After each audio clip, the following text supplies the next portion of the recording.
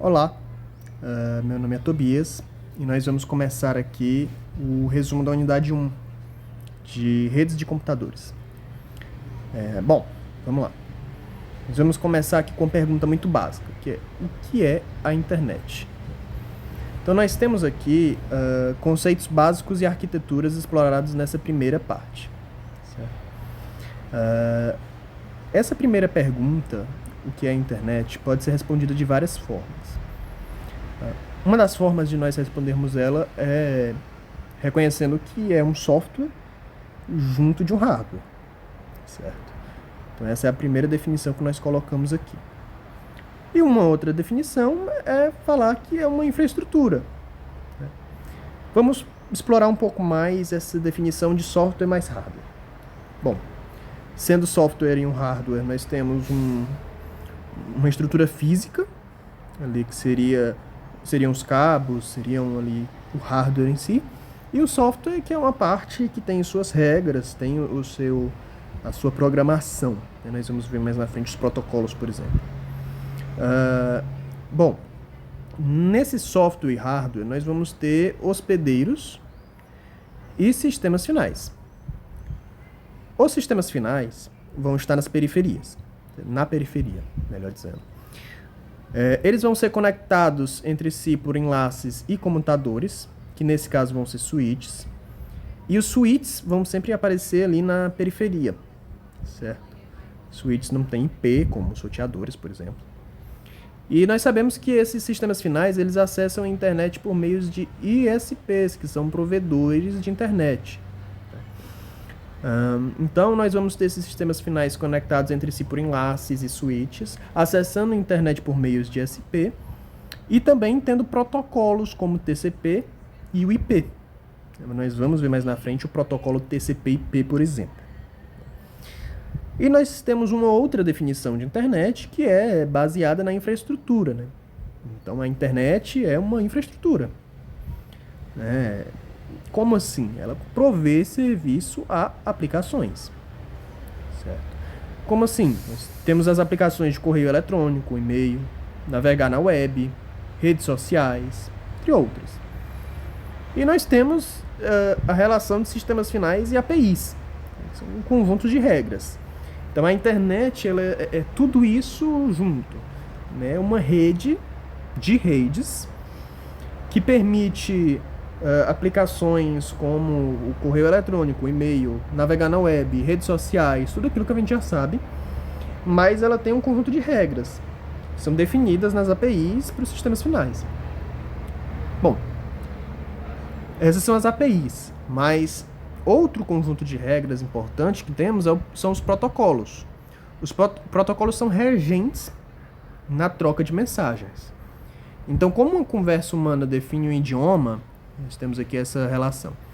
Quem fala e ordem entre entidades, né? Como assim? Os protocolos, numa conversa humana, nós temos ali um idioma, por exemplo. Eu não posso falar em português, outra pessoa falar em inglês. Não. Tem uma regra de troca de mensagem. É uma regra de um idioma português, por exemplo. Quem fala? Se eu iniciei a conversa, então outra pessoa vai dar a resposta. O protocolo faz isso na rede, na internet. O protocolo é quem é o regente dessa troca de mensagens e diz: primeiro eu vou ter uma mensagem desse notebook, por exemplo, e depois eu vou ter uma resposta desse servidor, por exemplo. Então o protocolo é quem comanda tudo isso. E nós já estamos começando, já estamos estudando um pouco mais aqui da prática da internet, né? E aqui nós vamos para outro ponto, que são os tipos de redes, a periferia da internet, os meios físicos. É outro ponto que é cobrado no Classroom, nós vamos abordar aqui. Bom, a começar da periferia. Né? Como eu tinha dito, os sistemas finais pertencem à periferia, estão na periferia. Nos sistemas finais, nós vamos ter os clientes e os servidores. Os clientes sendo os notebooks, PCs, smartphones, tablets e qualquer outra coisa que esteja ligado à internet com o usuário por trás dele. E os servidores vão ser os data centers, certo? Que vão dar uma resposta, por exemplo, em um serviço de troca de mensagem, um serviço de inteligência artificial, enfim. Então, esses sistemas finais estão na periferia da internet. A periferia significa que nós vamos ter alguns usuários com um computador que vão estar conectados a roteadores ou switches, e dentro, mais a fundo da internet, melhor dizendo, nós vamos ter aqui um núcleo muito mais denso do que a periferia, que é esta região onde o cliente está. Lembrando que nós podemos ter mais de um cliente, né, na periferia. E um núcleo muito mais denso, que vai ter ali basicamente roteadores e vão servir para o trânsito geral da internet, né, de uma mensagem, de um pacote de dados, enfim. Nós temos também o conceito de redes de acesso, certo? É o próximo conceito que vamos abordar. Nós temos uma rede física que conecta o sistema final com o roteador de borda. Então, como eu estava comentando da periferia, né? A periferia está na borda, temos um computador aqui na borda e uma rede de acesso que vai conectar esse sistema final, que pode ter até mais de um computador, com o roteador de borda, né? Então, vai ser o nosso cabo, o nosso Wi-Fi, o nosso qualquer sistema aqui que tenha uma rede física, no caso, vai ser um sistema que conecta o sistema final, o usuário, o cliente, especificamente, a um roteador de borda. Sendo que esse sistema final, como nós vimos aqui, pode ser um servidor também, por exemplo. E nós vamos ter o acesso doméstico. Nós vamos ter o DSL, que é a linha digital telefônica, né? Nós vamos ter o cabo, que pode ser usado o cabo de TV também, mesmo sistema de televisão. O FTTH, que é o Fiber to the Home, é fibra, né? É o cabo de fibra. O acesso discado, né? Mais antigo, a internet discada. E satélite, né? Como na televisão nós temos transmissões via satélite, por exemplo. E esses vão ser os nossos acessos, as nossas redes de acesso à internet. Aqui nós vamos ter algumas outras que fogem àquilo que é o acesso necessariamente físico, né? Como esses cabos aqui, né? O cabo de telefone, o cabo de TV. Nós temos aqui o cabo de Ethernet, bem utilizado especialmente mais em meios de trabalho, né? Em meio corporativo. E o Wi-Fi. A Ethernet basicamente é um par de fios de cobre trançado para se conectarem a um computador Ethernet. Certo? Enquanto o Wi-Fi usa uma tecnologia da I3E 802.11. Isso aqui é o padrão. A I3E nós sabemos que é uma instituição de padrões, e o Wi-Fi segue este padrão 802.11. E aí nós temos o 3G e LTE. 3G, 4G, 5G, e aqui nós temos outros. Bom, o grande diferencial dele aqui é ser dezenas de quilômetros ao invés de dezenas de metros.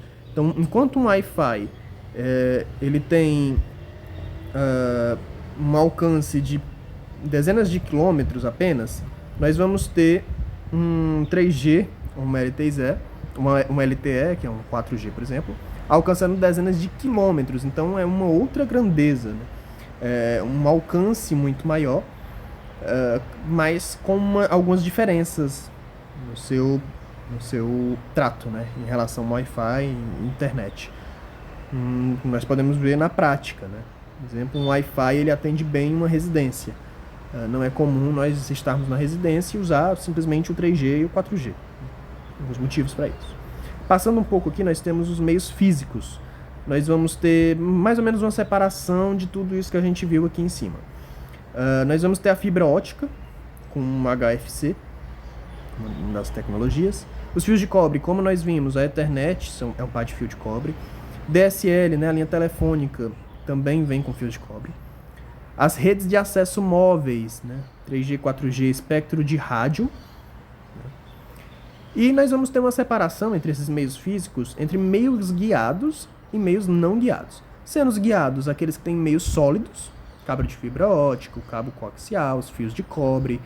Os fios de cobre, em geral, são os mais baratos, tá? Essa informação aí é importante. E nós vamos ter os meios não guiados, que é a propagação na atmosfera e no espaço, que aí vem o caso do satélite, do Wi-Fi, enfim.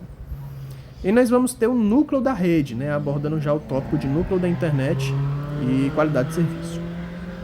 O núcleo da rede é uma rede de computadores de pacote e enlaces que interconectam os sistemas finais da internet. Então, como eu já expliquei, o núcleo da rede é essa rede mais densa, né? Essa parte da rede mais densa.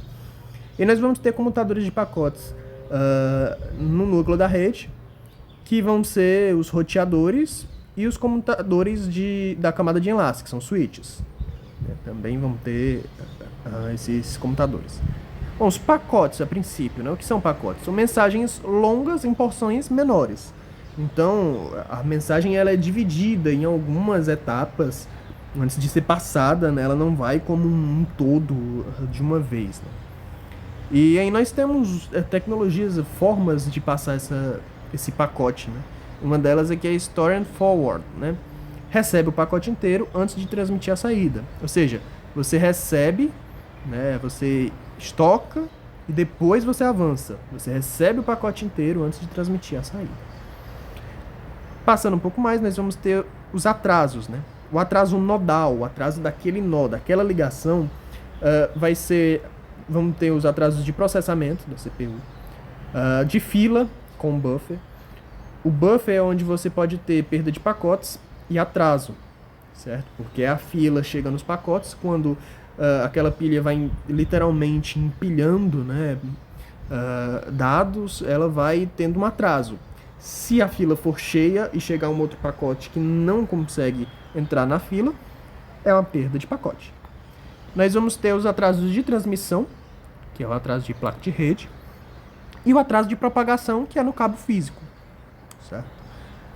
Passando um pouco mais, nós vamos ter roteadores, que tem uma tabela de encaminhamento, que é uma rota bem definida, é o carteiro dos dados. Então esses roteadores eles sabem para onde é que eles vão passar os dados, eles vão receber e passar dados, e vão seguir protocolos de roteamento, vão seguir algoritmos de transmissão de dados, certo? Para transmitir de forma mais eficiente. E a locomoção dos dados pode ser feita tanto por comutação de circuitos, quanto por comutação de pacote. Comutação de pacote a gente já viu acima, certo? Nós já vimos aqui a questão dos roteadores, enfim. E a comutação de circuito. Ela é uma conexão forte em que os comutadores no caminho remetente, destinatário, mantêm o estado. Então, em todo o tempo do remetente ao destinatário vai se manter uma mesma conexão forte, mantendo o estado também.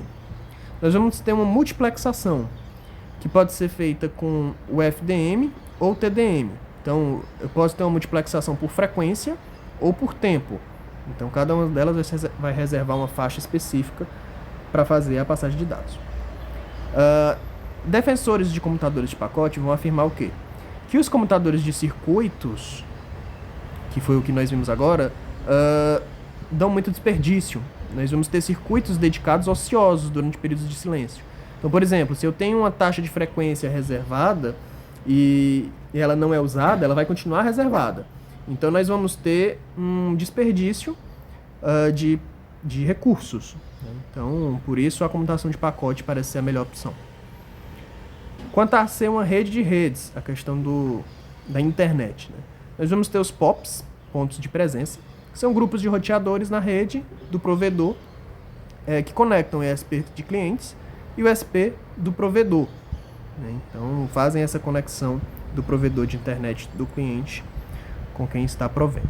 E redes de provedor de conteúdo, como exemplo aqui, nós temos o Google, certo? Então, os pontos de presença vão fazer essa conexão, por exemplo, no ISP ali do Google com o ISP do cliente. Os atrasos, nós vamos ter a perda de pacote sendo a fila cheia, como eu já expliquei. E os atrasos fim a fim vão ser a soma de atrasos nodal, né? Nós já vimos o atraso de processamento, de transmissão, de propagação. E vão ter alguns outros atrasos significativos, como o empacotamento de mídia, né? Atrasos naturais. Mas basicamente são a soma dos atrasos nodais. E as camadas de protocolo e seus modelos de serviço, nós já vamos abordar aqui o último tópico, que é arquiteturas e padrões. Quanto à arquitetura de camadas, o que é ela, né? É um grande sistema complexo que é dividido em parcelas específicas. Isso funciona para particionar o funcionamento da internet e fazer com que cada etapa, né, cada camada tenha a sua própria função, de forma que nós podemos tratar problemas e evoluir tecnologias em cada camada sem afetar nas outras. E nós vamos ter camadas de protocolo, por exemplo, e nós vamos chegar aqui na questão do protocolo TCP/IP e a arquitetura OSI, né? A TCP/IP é baseada em 5 níveis, né? 5 seções. Vai ter a camada superior, que é a aplicação, e a camada inferior sendo a camada física. Como segunda camada aqui é enlace, rede e transporte. A diferença para o OSI é que o OSI ele divide a aplicação em aplicação, apresentação e sessão. Então nós vamos ter aqui no OSI, ao invés de 5, vamos ter 7 camadas. E nessas 7 camadas nós podemos chamar de L1, L2, L3 e assim por diante, né? Sendo L7 a camada de aplicação. Então isso é comum no trato da internet. Bom, esse foi o resumo da unidade 1, que tratou os pontos abordados no livro do Kurosa.